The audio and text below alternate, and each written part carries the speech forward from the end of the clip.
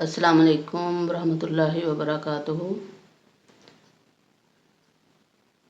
Rabbi इश्रह ली सदरी व यस्सिर ली अमरी वहलुल उक़दतम मिन लिसानी यफ़क़हू क़ौली।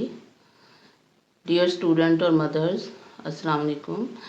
आज का हमारा लेसन सूरतुल बकरा का रुकू नंबर 4 है, जिसमें 10 आयतें हैं रुकू नंबर 4 में, और उनमें से हम 5 आयतों का मुताला आज करेंगे इंशाअल्लाह ताला। तो चलते हैं लफ्ज़ी तर्जुमे की तरफ, और साथ साथ तशरीह भी थोड़ी थोड़ी करती जाऊंगी मैं। इस रुकू में आयत नंबर 30 से ये रुकू शुरू हो रहा है, चौथा रुकू, और इसमें वाक़या आदम और इब्लीस बयान किया गया है, हज़रत आदम और इब्लीस का वाक़या। आप सब ने सुन रखा होगा, लेकिन आज कुरान पाक की रोशनी में सही तर्जुमे के साथ आप लोग ये पढ़ेंगे, वाक़या आदम और इब्लीस। तो आदम अलैहिस्सलाम का तो आपको पता है, और इब्लीस जो है वो शैतान का नाम है। इब्लीस का मतलब होता है मायूस हुआ हुआ, जो मायूस हो चुका हो अल्लाह ताला से, अल्लाह की रहमत से नाउमीद और मायूस हुआ हुआ। अबला सजुबलिस से इब्लीस है शैतान। और हज़रत आदम अलैहिस्सलाम को अल्लाह ताला ने गारे से बनाया, और फिर उसमें अपनी रूह फूंकी, व नफ़ख्तु फ़ीही मिन रूही, अल्लाह ताला ने फरमाया। तो इस रुकू में हम देखते हैं कि हज़रत आदम और इब्लीस के बारे में क्या फरमाया अल्लाह ताला ने। अच्छा, शुरू करते हैं। बिस्मिल्लाहिर्रहमानिर्रहीम।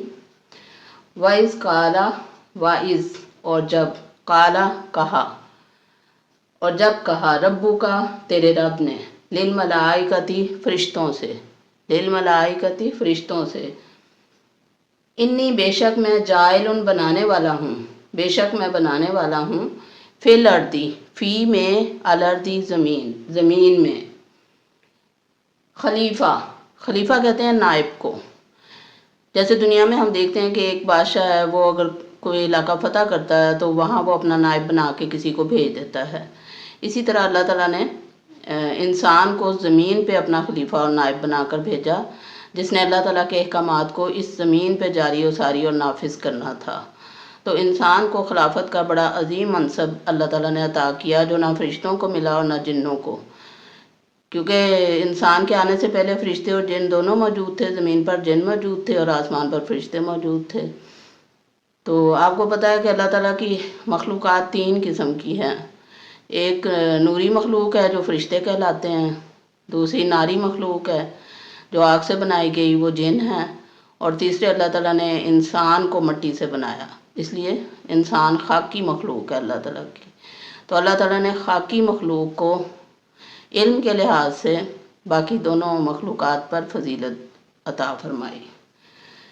कालू फरमाया, उन्होंने कहा, आता जलू, कालू जमा का सीगा है, उन्होंने कहा यानी फरिश्तों ने कहा, आता जलू क्या तो बनाने वाला है, फ़ीहा इसमें यानी ज़मीन में, आता जलू क्या तो बनाएगा, फ़ीहा इसमें, मैं युफ्सिदु मन जो, युफ्सिदु फसाद फैलाएगा, फ़ीहा इसमें, इस ज़मीन में जो फसाद फैलाएगा, ऐसी ऐसी मखलूक तो बनाएगा, वयस्फिकु दिमा, और वो ज़मीन में खून फैलाएगा, यफ्सिकु फैलाएगा, बहाएगा, अद्दिमा खून, खून बहाएगा ज़मीन में।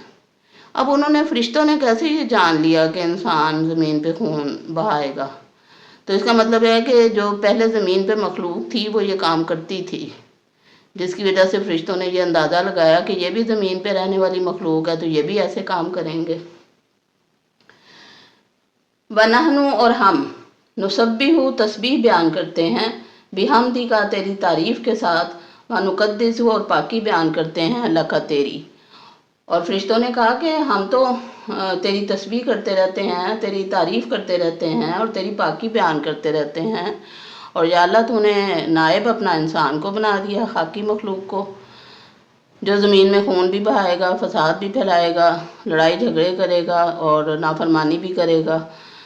तो अल्लाह ताला ने फरमाया, काला फरमाया, इन्नी बेशक मैं, आलमु ज़्यादा जानता हूँ, ما لا تعلمون جو تم نہیں جانتے۔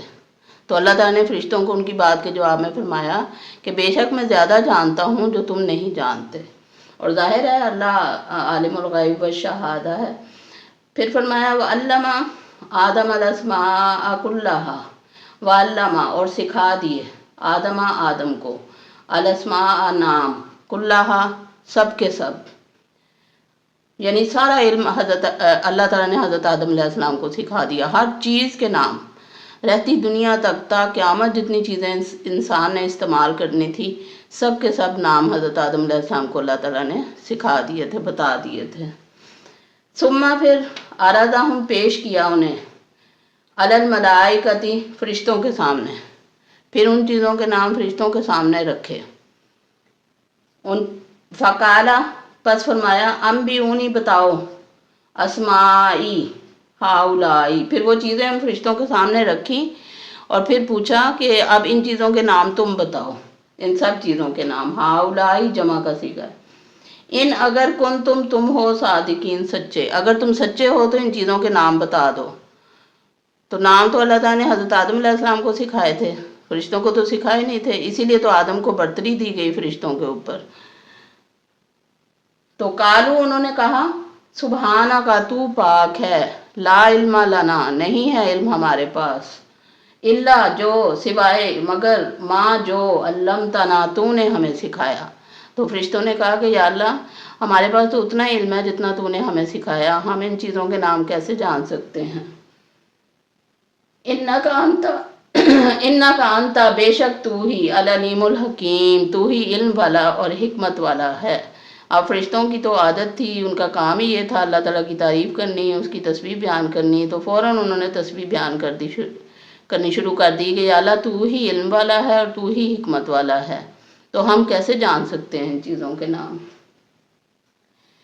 کالا فرمایا یا آدم و آدم انبیہم بتا دیجئے ان کو بے اسمائہم ان چیزوں کے نام۔ اب اللہ تعالیٰ نے حضرت آدم علیہ السلام کو آگے کر دیا کہ آدم آپ ان کو بتائیں ان چیزوں کے نام۔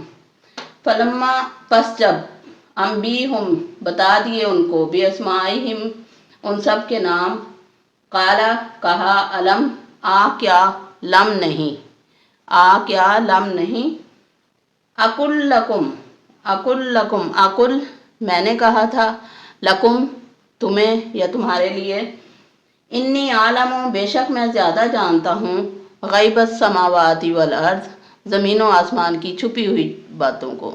اللہ تعالیٰ نے فرشتوں سے کہا کہ کیا میں نہیں کہتا تھا تم سے کہ میں زمین و آسمان کے غیب جانتا ہوں۔ وعالم اور میں جانتا ہوں ماں جو تبدونا تم ظاہر کرتے ہو، اور میں جانتا ہوں جو تم ظاہر کرتے ہو، وما کنتم اور ماں جو کنتم تم ہو تکتمون چھپاتے، اور جو تم چھپاتے ہو، جو تم ظاہر کرتے ہو، جو تم چھپاتے ہو، سب میں جانتا ہوں۔ وَإِذْ قُلْنَا اور اس جب قُلْنَا ہم نے کہا للملائکتی فرشتوں سے تسجدو سجدہ کرو، تم سب سجدہ کرو، جمع کا صیغہ ہے اسجدو تم سب سجدہ کرو، لی آدم علیہ السلام کو، فسجدو پر سب نے سجدہ کیا، سب فرشتوں نے سجدہ کیا، سجدہ تعظیمی، الا ابلیس سوائے ابلیس کے۔ اب ابلیس جو تھا وہ شیطان جو وہاں پہ عزازیل تھا اس وقت، تو اب ابلیس اس کو کہتے ہیں، تو اس نے انکار کر دیا اور باقی فرشتوں نے سب نے سجدہ کر دیا آدم علیہ السلام کو، جیسے اللہ تعالیٰ نے انہیں سکھایا، جیسے اللہ تعالیٰ نے انہیں بتایا۔ ابا انکار کیا، واستکبرا اور تکبر کیا۔ ابلیس نے انکار کر دیا سجدہ کرنے سے اور اس نے تکبر کیا۔ تکبر کیا کیا؟ اس نے کہا کہ میں تو خاکی مخلوق سے زیادہ بلند مرتبہ رکھتا ہوں، میں تو ناری مخلوق ہوں، میں کیسے اس خاکی مخلوق کو سجدہ کروں؟ تو اس نے انا میں آ کے، ضد میں آ کے اس نے انکار کر دیا، اور پھر اس کے بعد یہ ہے کہ وہ ابلیس بن گیا، مطلب یہ کہ وہ اللہ کی رحمت سے دور ہو گیا، اللہ کی رحمت سے نا امید ہو گیا۔ وَكَانَ مِنَ الْكَافِرِينَ اور کانا ہے من الکافرین، کافروں میں سے، اور وہ انکار کرنے والوں میں سے ہو گیا ابلیس۔ یہ سورۃ البقرہ کے چوتھے رکوع کی پہلی 5 آیات میں آدم، ابلیس اور فرشتوں کا واقعہ اللہ تعالیٰ نے بیان فرمایا ہے۔ اب یہ واقعہ آگے چل رہا ہے۔ واقعہ آدم و ابلیس قرآن پاک کی 7 صورتوں میں بیان کیا گیا ہے، اور یہ سورہ بقرہ سب سے آخری مقام ہے نزول کے اعتبار سے، جس میں آدم و ابلیس کا قصہ ہم پڑھ رہے ہیں۔ اس کے علاوہ قرآن پاک کی 7 اور مختلف صورتوں میں اس کا ذکر بیان کیا گیا ہے۔ سورہ کہف میں، سورہ بنی اسرائیل میں، سورہ اعراف میں، بہت ساری جگہوں پہ آیا ہے قصہ آدم و ابلیس، تو اس کی تفصیل بعد میں انشاءاللہ تعالیٰ پڑھیں گے۔ ابھی آپ بس یہ لفظوں کے معنی یاد کریں اور یہ سمجھنے کی کوشش کریں کہ اس وقت کیا ہوا تھا جب اللہ تعالیٰ نے آدم علیہ السلام کو بنایا تھا۔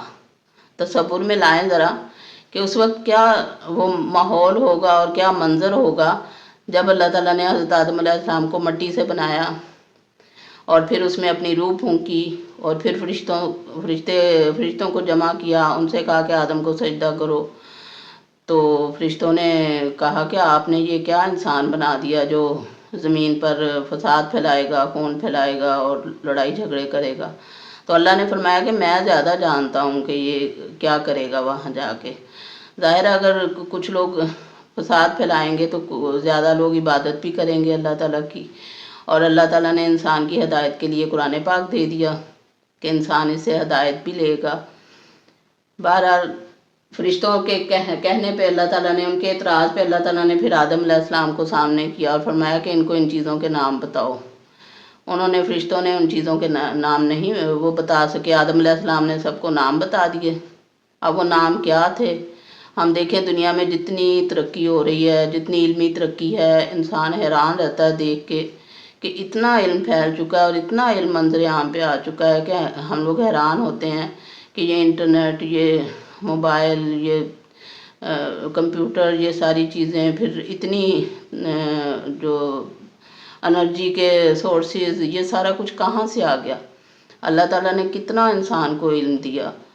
تو یہ سارا علم حضرت آدم علیہ السلام کو اسی وقت اللہ تعالیٰ نے دے دیا تھا، اور آدم علیہ السلام نے پھر وہ آدم علیہ السلام اور آگے سے ان کے جو بچے تھے ان سے یہ علم دنیا میں پھیلا، اور آج انسان اس مقام پہ کھڑا ہے کہ ہر ایک کے دنیا ایک سب کی مٹھی میں ہے، سمجھو دنیا ایک گلوبل ولیج بن چکی ہے اور ہر ایک کے ہاتھ میں ہے پوری دنیا کا علم۔